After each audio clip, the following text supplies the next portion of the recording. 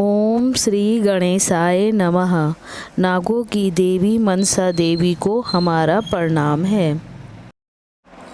नमस्कार दोस्तों, नित्रा नारायणी विष्णु प्रदा के 15th एपिसोड में आप सबका स्वागत है। उम्मीद है आप सब अच्छे होंगे। आज हम कथा की शुरुआत करते हैं। उससे पहले ये जानते हैं कि पिछले अध्याय में ब्रह्मदेव ने देवताओं को कुछ भविष्य का संकेत देते हुए ये बताया कि नागलोक से कोई पुण्य आत्मा पृथ्वी लोक में जन्म लेगी और उसके साथ एक नागलोक का प्राणी भी अदृश्य रूप में जन्म लेगा। इसी कथा को आगे बढ़ाते हैं और कथा की शुरुआत करते हैं। हे ब्रह्मदेव, देवी नित्रा नारायणी विष्णु प्रदा का जन्म किस कारणवश नागलोक में हुआ? देवगुरु बृहस्पति ने आगे प्रश्न किया। रानी श्रेयांक नित्रा जिस नाग को अपने गर्भ में 1000 वर्ष तक रोका था, उनका नाम सोदांश बाहु राजा हुए और उनकी रानी बिमनाश्री ने 3 संतानों को जन्म दिया। प्रथम कंदर्प बाहु, जिसका विवाह निर्यांक श्री के साथ हुआ। द्वितीय पुत्र श्रीधर बाहु, जिसने विवाह नहीं किया। और तीसरी संतान नागेन श्री, जिनका विवाह दक्षिण पश्चिम के राजा लड़ाक बाहु से हुआ। कंदर्प बाहु और निर्यांक श्री दोनों नागरक्षक हैं। राजा कंदर्प बाहु और रानी निर्यांक श्री दोनों ही असीम शक्तियों के स्वामी। इनके 2 पुत्र हुए। प्रथम पुत्र श्रेयांक बाहु तथा दूसरे पुत्र चित्ररथ बाहु हुए। अब दोनों राजा रानी को अवश्य ही पुत्री प्राप्त होनी थी, किंतु समय बीतता रहा। रानी गर्भ धारण नहीं कर पा रही थी। ऐसा नहीं है कि उन्होंने प्रयास ना किया हो, किंतु रानी को गर्भ नहीं ठहर पा रहा था। और उधर त्रिदेव का मोह उस पुष्प की ओर बढ़ता जा रहा था। मैंने पहले भी बताया है कि त्रिदेवों को ने एक पुष्प को देख रहे हैं जो अति कांतिमय है। उस पुष्प की ओर त्रिदेवों का मोह बढ़ रहा है। भोलेनाथ प्रतिदिन उस पुष्प को जरूर निहारते। एक दिन माता पार्वती जी ने शिव जी से पूछा, प्रभु आप इस पुष्प को इतना मोह क्यों करते हैं? देवी, आपके अनगिनत रूपों में एक रूप इस पुष्प के द्वारा भी उत्पन्न होगा। भोलेनाथ ने मुस्कुराकर कहा, इस पुष्प के द्वारा मेरा एक और अवतार होगा, वो कैसे प्रभु? पार्वती जी ने आश्चर्य से पूछा। देवी, जब कलयुग में विष्णु भगवान के कलिग अवतार के रूप में पृथ्वी पर अवतरित होंगे, कलयुग के प्रभाव से 14 लोग ग्रसित होगा। सभी जानते हैं कि कलयुग में भगवान विष्णु कलिग रूप में अवतरित होंगे। इसीलिए क्योंकि यहाँ पर कलयुग का प्रभाव जो है बहुत ही ज़्यादा है और इसका प्रभाव इतना ज़्यादा होगा कि 14 लोकों में इसका प्रभाव पड़ेगा और 14 लोग ग्रसित होंगे। तब ब्रह्मदेव द्वारा रचित सृष्टि को बचा पाना असंभव होगा।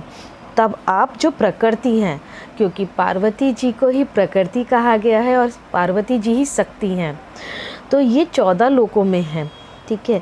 और प्रकृति 14 लोकों में निवास करती है और ये पुष्प इन 14 लोकों की मुख्य कड़ी होगी। भोलेनाथ ने पुष्प के विषय में बताया। परंतु प्रभु, इस पुष्प से इतना स्नेह क्यों? अब पार्वती फिर भी वही प्रश्न कर रही हैं जो भोलेनाथ पुष्प से स्नेह दिखा रहे हैं, प्रेम दिखा रहे हैं। प्रिय, ये पुष्प प्रकृति है और प्रकृति मेरी अर्धांगिनी है, तो इस पुष्प से मुझे इतना मोह क्यों ना हो? भोलेनाथ ने मुस्कुराकर कहा, नहीं प्रभु, मुझे तो कोई और कारण जान पड़ता है। पार्वती जी वो मुख्य कारण जानना चाहती थी। पार्वती जी ने अपना संशय भोलेनाथ से कहा, आप सब जानती हैं देवी, हमारे मन की हर बात आपसे कहाँ छुपी रह सकती है? भोलेनाथ जो हमेशा मुस्कुराते हैं, मुस्कुराकर कहा, प्रिय, कलयुग के प्रभाव के कारण इस पुष्प को कष्ट झेलना पड़ेगा। कलयुग में जब ये मानव लोक में अवतरित होगी, ये साधारण रूप में होगी। हम चाहकर भी इनकी मदद नहीं कर पाएंगे। ये हमारी आराधना करेगी, किंतु हम किसी भी प्रकार इनकी मदद नहीं कर पाएंगे। ये तड़पेंगी, रोएंगी, हमारा आह्वान करेंगी, तब भी हम असहाय से खड़े होंगे। भोलेनाथ ने शांत मन से बातें कहीं। पार्वती जी, जो अब तक भोलेनाथ की बातें सुन रही थी, यकायक पुष्प को देखते हुए बोली, प्रभु, आप इस पुष्प के दुख से दुखी हैं, जो आप इन्हें इतना स्नेह कर रहे हैं। किंतु प्रभु, क्या आप इनकी कभी सहायता नहीं करेंगे?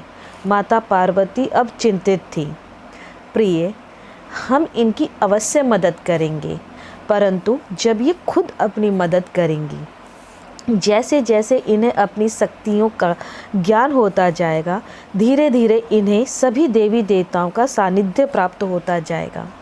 इनकी बातें सुनकर विष्णु, लक्ष्मी और ब्रह्म सरस्वती भी वहाँ पधारे। इस पुष्प से हमें भी अत्यंत स्नेह है भोलेनाथ, विष्णु भगवान ने कहा। भोलेनाथ, जब आप तीनों देवों ने इस पुष्प को अपनी शक्तियाँ दी हैं, तो क्या हम भी? सरस्वती माँ ने भोलेनाथ से पुष्प को शक्तियाँ प्रदान करने की बात कही। जी देवी, आप तीनों देवियाँ भी इस पुष्प को अपनी शक्तियाँ प्रदान कर सकती हैं। तब तीनों देवियों ने मुस्कुराकर एक दूसरे की तरफ देखा।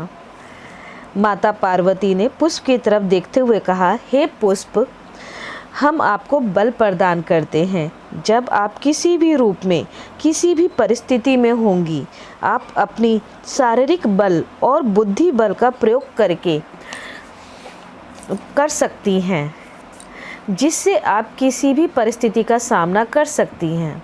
यह कहकर माता पार्वती ने अपने हाथ से प्रकाश पुष्प की ओर दिया, जिससे पुष्प प्रकाशवान हो गया।